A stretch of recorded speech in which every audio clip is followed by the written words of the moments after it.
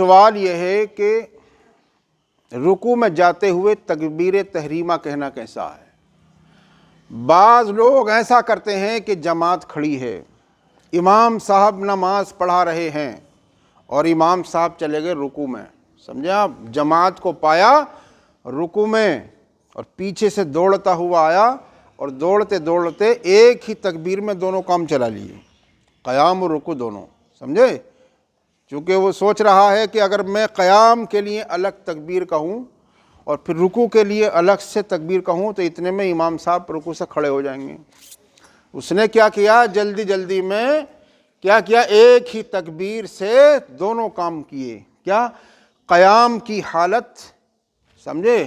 قیام میں بھی وہ الفاظ کی ادائیگی ہوئی اور رکوع میں بھی، سمجھے؟ تو قیام اور رکوع اللہ اکبر ایسے کہتا ہوا رکوع میں چلا گیا، سمجھے؟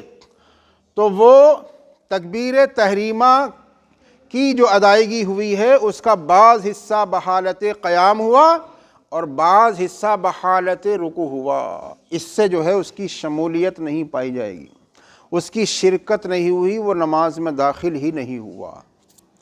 اس لیے کہ بحالت قیام تکبیر تحریمہ کہنا شرط ہے، سمجھے؟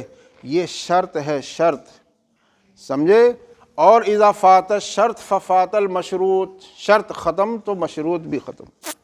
لہٰذا جب نماز شروع ہی نہیں ہوئی تو نماز کہاں سے ہوگی؟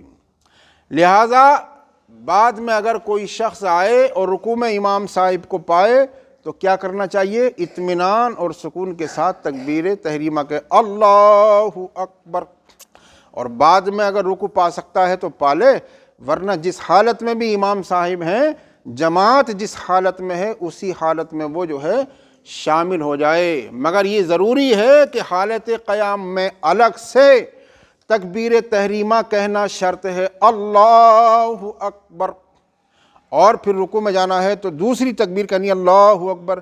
ایک ساتھ اگر کہہ دیا اللہ اکبر، قیام اور رکوع کی دونوں تکبیر ایک ساتھ، سمجھے؟